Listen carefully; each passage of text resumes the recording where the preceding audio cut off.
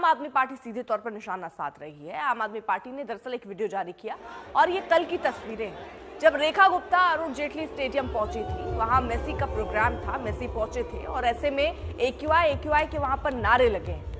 आम आदमी पार्टी ने हालांकि ये वीडियो जारी किया है।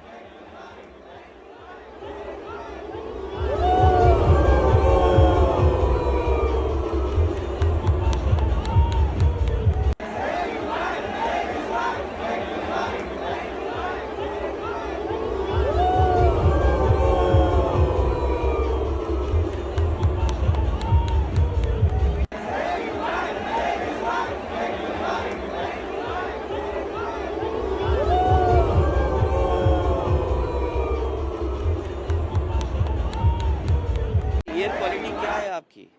आप पैरामीटर बदल देंगे तो कहेंगे एयर क्वालिटी बेहतर है। ये कौन सी नई चीज़ है?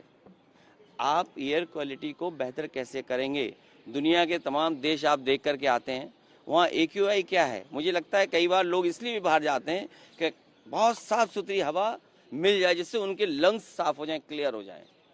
तो कहीं ऐसा तो नहीं कि बीजेपी के लोग बहुत ट्रैवल इसलिए ज़्यादा बाहर कर रहे हों कि जिससे एयर क्लियर मिल जाए, उन्हें एयर साफ मिले तो उनके फेफड़े साफ हो जाएं। आप सोचिए हम कहाँ रह रहे हैं। सरकार कड़े कदम उठा रही है, पूरी सरकार, सारे मंत्री, सारे विधायक, पार्षद, MPs प्रयास कर रहे हैं और अधिकारियों को भी खूब डायरेक्शन दी जा रही है। मैं आपको इतना बताना चाहता हूं कि जो धूल के कण है, अब तो यहाँ तक कि जहाँ सफाई कभी भी फुटपाथ पर नहीं होती थी, फुटपाथ को साफ करके वहां पर भी जेटिंग मशीन से मिट्टी को उठाया जा रहा है और मुझे लगता है कि थोड़े कुछ समय बाद आपको इसका रिलीफ नजर आएगा। आरोप और प्रत्यारोप राजनीति में चलते हैं। केजरीवाल साहब अगर हमारी बात सुनते, वो हमारी बात सुनते नहीं थे। हम तो सरकार भी कहना चाहती है, विपक्ष को साथ लेकर चलना चाहती है, लेकिन आरोप केवल आरोप के लिए नहीं होना चाहिए। 11 साल में उन्होंने इस काम को नहीं किया, अब वो 8-9 महीने के अंदर ये उम्मीद करें। लेकिन मैं मानता हूं कि दिल्ली की हवा साफ रहनी चाहिए, लोगों को और बच्चों के लिए बहुत जरूरी है, उसमें सरकार प्रयास करे। केंद्रीय मंत्री भूपेंद्र यादव ने इस पूरे मुद्दे पर राज्यसभा में क्या कहा, आपको जरा वो भी एक बार सुनना चाहिए। जो AQI जिसको 200 कहते हैं, मतलब अच्छे दिनों की संख्या जो 110 होती थी, 110, 2026 में वो संख्या बढ़कर के 200 हो गई है। इस वर्ष जनवरी-नवंबर की अवधि में दिल्ली का औसत AQI जो 2018 में 213 था, वो कम होकर के 187 हुआ है। 2025 के दौरान दिल्ली में एक भी दिन AQI 450 नहीं हुआ है। हम उसको कंट्रोल रखने में सक्षम हुए हैं। अब जरा आपको ये बताते हैं कि आप कहाँ रह रहे हैं। आप दिल्ली में अगर रह रहे हैं तो आप गैस चैम्बर में रह रहे हैं। स्मोकिंग जोन इसको क्यों कहा जा रहा है, जरा रिसर्च क्या कहता है वो समझिए आप। 22 माइक्रोग्राम प्रति घन मीटर PM 2.5 स्तर एक सिगरेट से।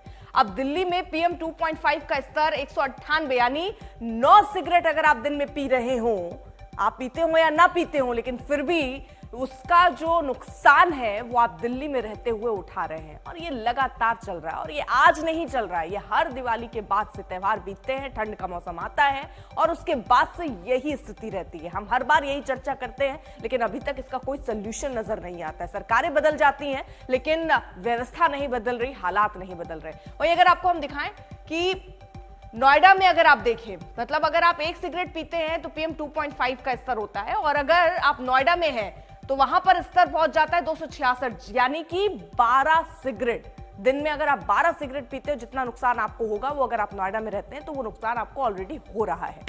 अब अगर 200 हो जाए आपका PM 2.5 का स्तर, तो 9 सिगरेट, जैसे गुरुग्राम दिल्ली में ये 9 सिगरेट के बराबर है, लेकिन नोएडा में हालात और बुरे हैं, यानी 12 सिगरेट अगर आप पी रहे हैं उतना नुकसान आपको होता है। अब इसको लेकर सुप्रीम कोर्ट ने भी अपनी चिंता जताई है। सुप्रीम कोर्ट ने कहा कि सबसे ज्यादा गरीब और दिहाड़ी जो है उनकी स्थिति खराब है। प्रदूषण को लेकर व्यवहारिक आदेश जरूरी है, सुप्रीम कोर्ट की तरफ से यह कहा गया है। सिर्फ प्रभावी आदेश ही पारित करेंगे, यह भी सुप्रीम कोर्ट की तरफ से कहा गया। और राज्य सरकारों पर भी यहां पर सुप्रीम कोर्ट ने टिप्पणी की है कि वो जो भी नियम बना रहे हैं वो नियम पूरी तरह से पालन उसका नहीं हो रहा है, ये भी सुप्रीम कोर्ट ने कहा। यानी सुप्रीम कोर्ट की भी चिंता इस पर नजर आ रही है।